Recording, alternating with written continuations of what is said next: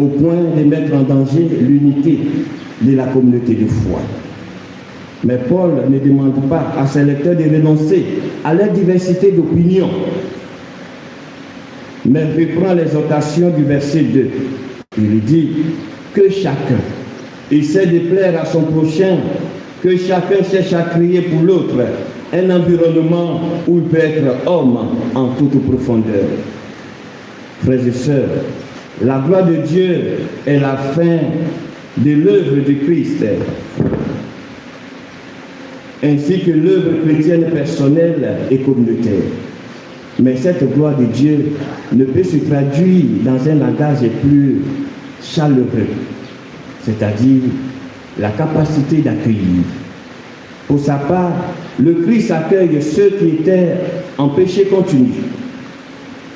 C'est pourquoi il nous dit, et vous le répète ce matin, accueillez-vous les uns les autres, comme le Christ vous a accueillis pour la gloire de Dieu.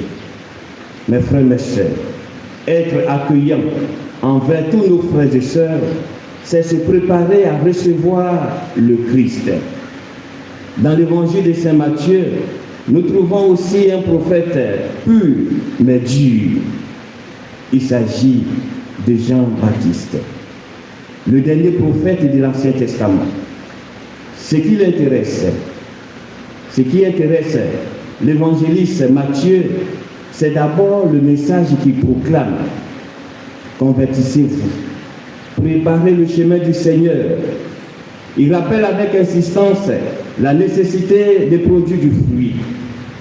Oui, frères et sœurs, la conversion qu'il réclame à tous doit se traduire en actes. Il annonce le jugement de celui qui vient. Aucun privilège ne peut nous en extraire. Oui, frères et sœurs, ici, il ne suffit pas de faire partie de l'Église pour être sauvé. Les Juifs ont été nombreux à répondre à l'appel de Jean et à se faire baptiser par lui. Mais les pharisiens et les sadducéens se sont montrés méfiants, car ce mode de pardon des péchés n'était pas prévu dans la loi de Moïse. Donc ils n'acceptaient pas cela. C'est sans doute leur méfiance qui a provoqué la violente invective de Jean-Baptiste. Engeance de vipère, dit-il. Qui vous a appris à fuir la colère qui vient. Le fait d'être de la descendance d'Abraham n'est pas une garantie du salut. La vraie conversion, frères et sœurs, doit produire un fruit visible. Elle doit nous amener à des gestes d'accueil, de partage et de solidarité. Cet appel est aussi pour chacun de nous ce matin. Mais se convertir, ce n'est pas d'abord faire des efforts pour essayer de devenir meilleur. Le plus important, c'est de donner notre foi au Christ. Avec lui, on devient autre. Comme, frères et sœurs, le laboureur retourne la terre pour l'ensemencer, la grâce du Christ retourne le cœur de l'homme pour y déposer la sémence divine. Le Christ est là, au cœur de nos vies. Mes frères, mes sœurs, cette bonne nouvelle doit être annoncée à temps et à contre-temps.